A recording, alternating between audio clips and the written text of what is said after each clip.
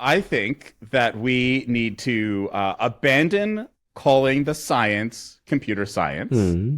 and we need to Oh, call this it is a good one. computing. Like, just no more computer science. It's a stupid name.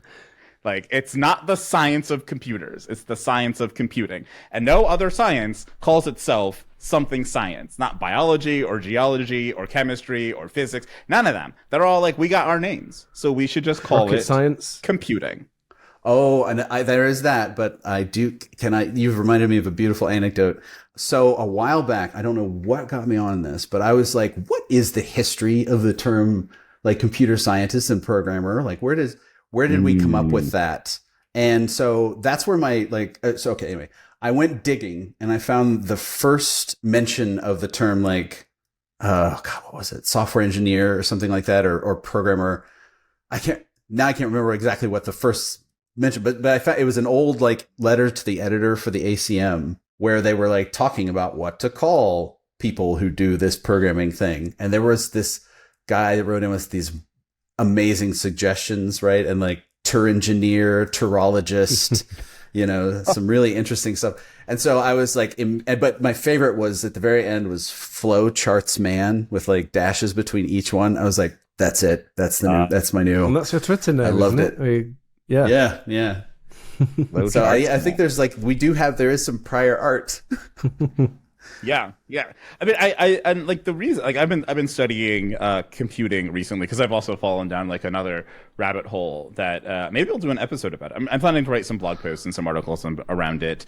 So maybe we can do episodes of that. But I've fallen because I asked myself the other day, I'm like, what does it mean to compute? Like, what is computing? Like, what is this thing that we do? And it actually turned out to be like a pretty simple answer. It's like, there's two things. It's like, something is computable if you can find an answer to it using computation, which is just an algorithm. And then there's also the complexity, which we all love to talk about and nerd out about and be complete and all of that. Also, like there's this thing about feasibility of complexity where it goes into like, well, if you had an Earth-sized computer that existed for about the same time that Earth has existed, this would be the maximum type of problem you could solve with that. And I'm like, that is such a ridiculous but also nerdy way to like put the top of Mm. feasibility. But Ah, the kind of extension to that whole like we should go back to calling it computing, like one of the reasons I want us to do that because I want us to remember our roots because I feel like with AI we've fallen into a thing we believed at the end of the 19th century, which was that it was possible that every single problem you could ask, every single question you could ask is a computable, right? You can find an answer for mm. it.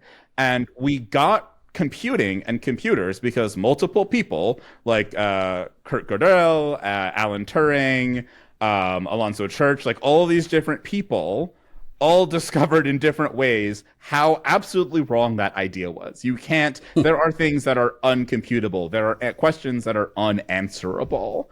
And that, launched us into, what we have now. And I feel like there's a little bit of people believing this kind of in the AI world that it's like computers can do anything and they can do everything. And they're going to be these magnificent, all knowing, all intelligent machines. And it's like, we've been here and we proved that wrong. Like, there are significant limits to what is computable and what you can do with computing.